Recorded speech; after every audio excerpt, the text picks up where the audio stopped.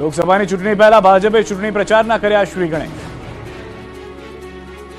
લોકસભા 2024ની ચૂંટણીને હવે ગણતરીના મહિનાઓ જ બાકી છે, ત્યારે ગુજરાત ભાજપ ચૂંટણી મોડમાં આવી ગયું છે. ગુજરાતમાં લોકસભા ચૂંટણીને લઈને પ્રચારના શ્રી ગણેશ કરી દીધા છે.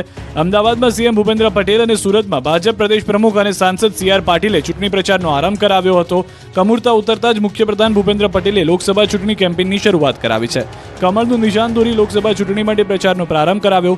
ભાજપનું કેમ્પેન ફરી એકવાર મોદી સરકારનો પ્રારંભ થયો છે. મુખ્યપ્રધાન ભૂપેન્દ્ર પટેલે અમદાવાદના SG હાઈવે વિસ્તારમાં ગોતા ખાતે કમલનું નિશાન દોરી લોકસભા ચૂંટણીના કેમ્પેનનો પ્રારંભ કરાવ્યો છે. મોદીની ગેરંટીના નામે આ કેમ્પેન શરૂ કરવામાં આવ્યું છે. સમગ્ર ગુજરાતમાં આ કેમ્પેન શરૂ થઈ ગયું છે. તો સુરતના ઉધના 3 રસ્તા પર વોલ પેઇન્ટિંગ સાથે પ્રદેશ ભાજપ પ્રમુખ CR પાટીલે લોકસભા ચૂંટણી પ્રચારની શરૂઆત કરી હતી.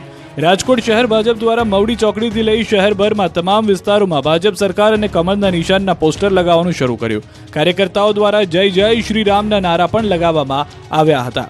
ભાજપ દ્વારા અરવલ્લીમાં કમળના ચિહ્નના ભીત પર ચિત્રકામ શરૂ કરાયું. મોડાસા કમલમ ખાતે પ્રથમ કમળ દોરીને કરી શરૂઆત.